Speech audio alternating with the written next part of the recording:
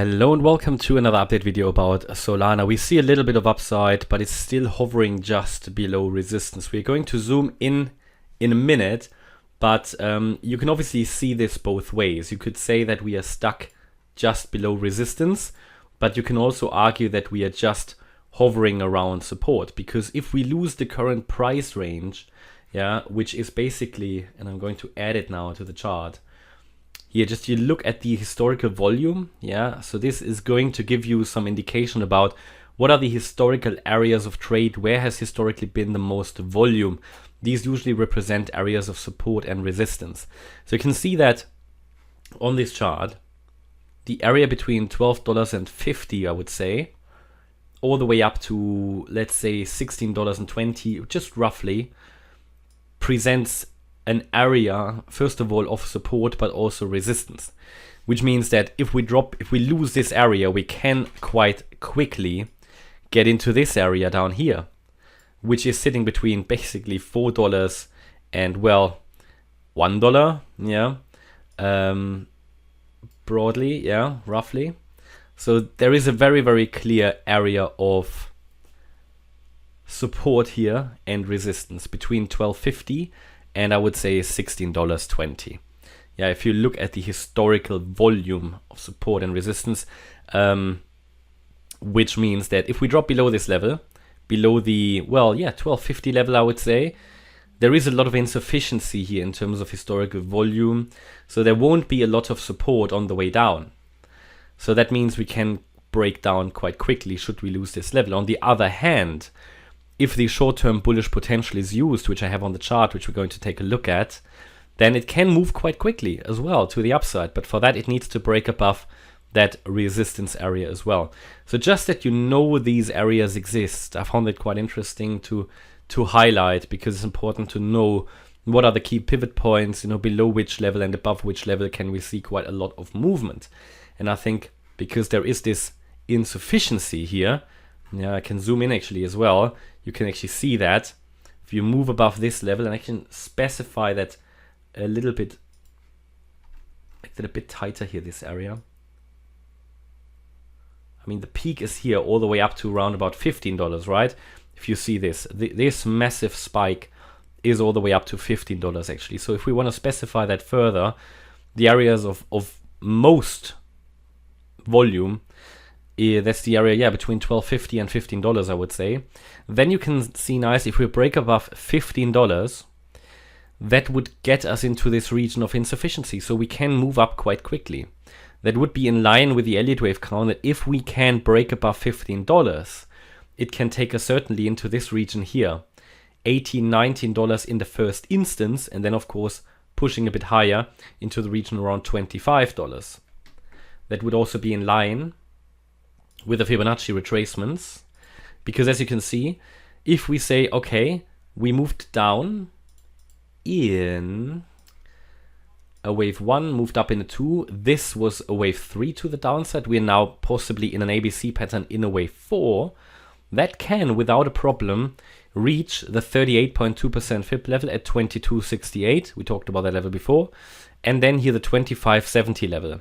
That's the 50% retracement. Above that level, you get an increase in volume again, and that will be resistance as well. And pushing above that level will also make it unlikely that it's still a wave 4. But until we break really above 2576, this could all still just be a wave 4. But I think it's important to know that a move above $15 could push us quite a lot higher, right? But it doesn't necessarily mean it's bullish. So okay, let me take those support resistance areas out again, and let me hide the VRVP indicator. And let's take a look just purely on the wave count. And here it becomes visible. It becomes very visible that if we say that this red count is working out, a wave 4 to the upside, which would result in another sell-off, then we would look at this in terms of it being an A wave, a B wave, and a C wave to the upside. And then within this yellow wave C, we've got the 5 waves.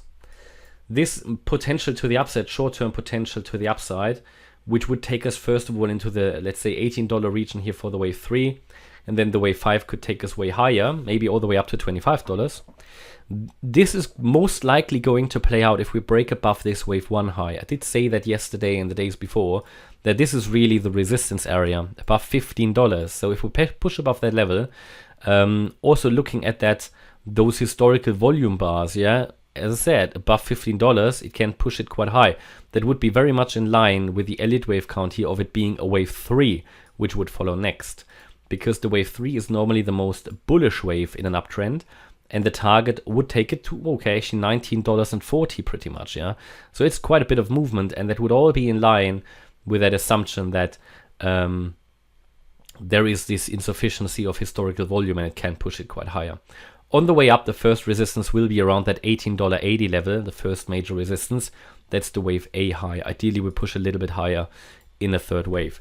But do we have to go up? No, of course not. At the moment, my view would be this is quite likely, especially as long as we're holding the support box here. The support box is between $11.80 and, well, $12.90.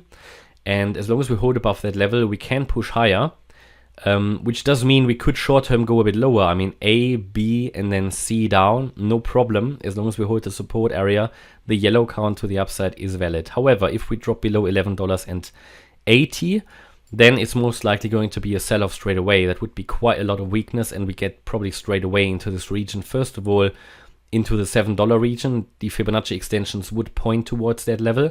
And if we drop below that level, well, then we most likely get into this region. What did we say? Between $4 and $1. So yeah, it's all about, what does the market do now? Which breakout point do we trigger?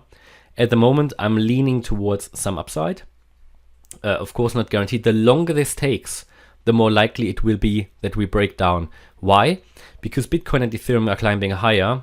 Solana isn't really doing much. And as they climb higher, at some point they will get exhausted and will correct down. And if they correct down and Solana will be affected as well, it will most likely give it a new low, unless Solana can finally start pushing here to the upside. So it's really, really important it starts pushing. Otherwise, Solana will get a bit into trouble here and probably will be brought down together with Bitcoin and Ethereum once they get a little bit exhausted. That's my update about Solana. I hope you liked the update. If you did, please hit the like button, leave a comment and subscribe. And if you really like the content, then please check out the channel membership. Thanks a lot for watching. Bye-bye.